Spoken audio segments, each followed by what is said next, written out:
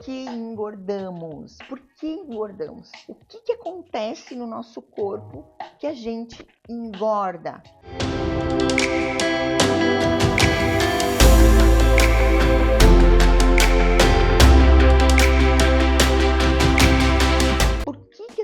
Que uma pessoa engorda e outras às vezes não engordam, mas a questão aqui é por que engordamos? Quem está acima do peso, por que está acima do peso? O que está acontecendo com o meu corpo que agora eu estou engordando? Essa é uma frase que eu gosto muito e que faz parte de todas as minhas aulas. Então a gente vai entender que o alimento ele tem que ser o nosso remédio, mas ele também pode ser o nosso veneno. Então que o alimento seja, o nosso remédio, que o nosso remédio seja o nosso alimento. Mas a gente tem que entender que às vezes tem certos alimentos que para certas pessoas não é remédio, é veneno, faz mal. E nem é um alimento ruim, é um alimento bom, é algo natural, mas que para você te ofende, para você te machuca, para você te engorda, para você inflama. Então aqui, o nosso corpo, ele é como um carro flex. Ele também funciona a álcool e a gasolina. Então ele é igualzinho um carro flex, ele também tem esses dois combustíveis. Então todo alimento, ele tem 3 grandes macronutrientes. Ele tem,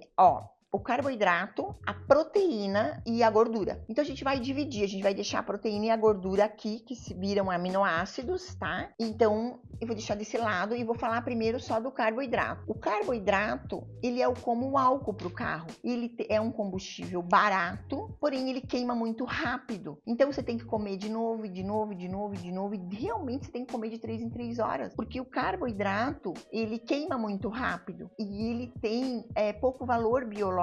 Ele vira glicose no nosso corpo e depois da glicose, triglicerídeo e depois armazenado em forma de gordura. São os açúcares, os pães, os bolos, macarrão, bebida alcoólica, refrigerante, cerveja. Os grãos também são fonte de carboidrato. Enfim, toda fonte de carboidrato vai acontecer isso. O nosso corpo armazena primeiro glicose, depois triglicerídeo, depois armazenado em forma de gordura, tá? Então o nosso corpo armazena sim. E os carboidratos não são essenciais. Nós não precisamos deles, tá? Isso a gente aprende lá na 8ª série, já tem, Só que depois a gente esquece disso, mas o carboidrato ele não é essencial, porque o nosso fígado produz glicose quando a gente não consome, tá? Ele faz a produção da glicose. Então, não é essencial. Já quando eu falo daqui, dos dois que eu falei aqui do lado, que são a proteína e a gordura, no nosso corpo a proteína e a gordura vira aminoácido. E os aminoácidos o nosso corpo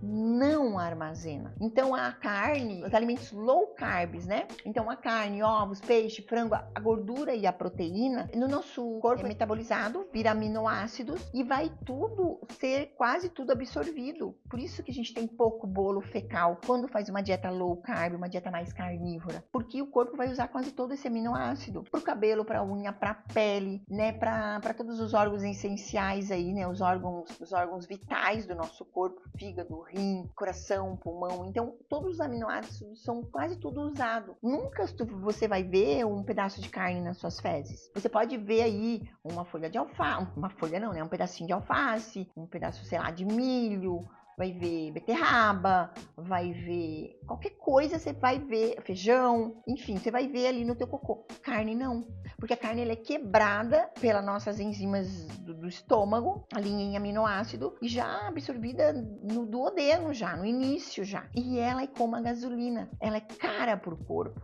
Ela tem uma demora, assim, como que ela tem uma saciedade.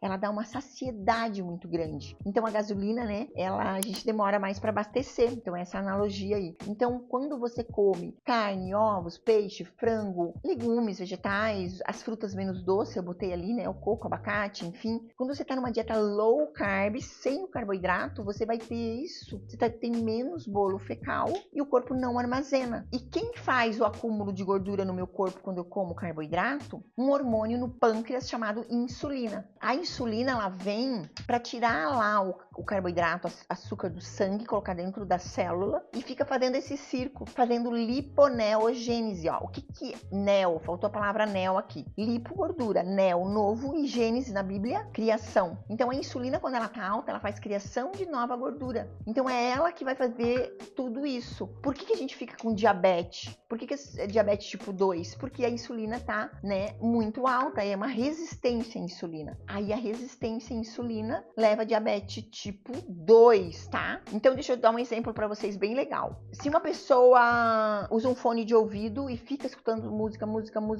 então a pessoa fica resistente ao som, porque escutou muito, exacerbou a audição. Isso é resistência à insulina. A insulina é muito secretada e fica resistente à insulina, esse pâncreas. Ele fica cansado. Já no diabetes tipo 1, a pessoa é surda, entendeu? É uma patologia, uma doença. A pessoa ficou surda.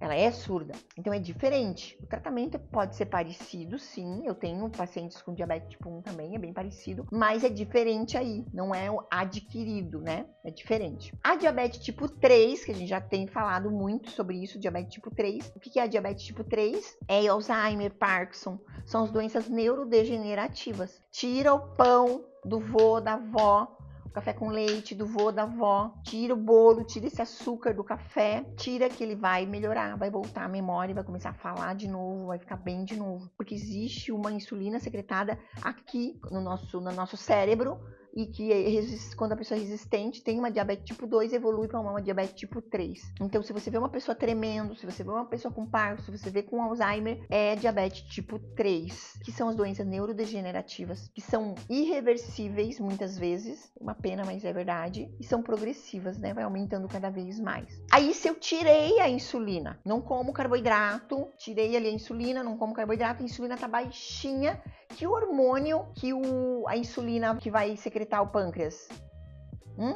Glucagon. Faz lipólise, ó, lipolise. Lipo, gordura, lise, significa quebra. Aí o glucagon vem e quebra a gordura do nosso corpo. Aí o glucagon o glucagon é aquele hormônio quando a gente acorda de manhã, que a gente se sente sequinha, com a barriga murchinha e sequinha, é o glucagon que tá alto. É muito legal, porque você vai ver cada vez o glucagon aumentando mais, emagrecendo, tá? Esse hormônio é o hormônio que a gente tem de manhã. Por isso muitas pessoas relatam que não conseguem tomar café da manhã quando tá fazendo low carb. Não tem fome, realmente, porque o glucagon tá bem alto. Aí que favorece o jejum intermitente. É importante entender que não se trata só de resistência à insulina, a síndrome metabólica, né? A gente tá falando não só de emagrecimento, mas a gente tá falando das maiores doenças dos últimos tempos, que é a síndrome metabólica, que é a pressão alta, a obesidade, insulina alta, a diabetes, triglicerídeo, né, alto. Então, quando vocês vão aprender comigo, né, mas é ali o triglicerídeo dividido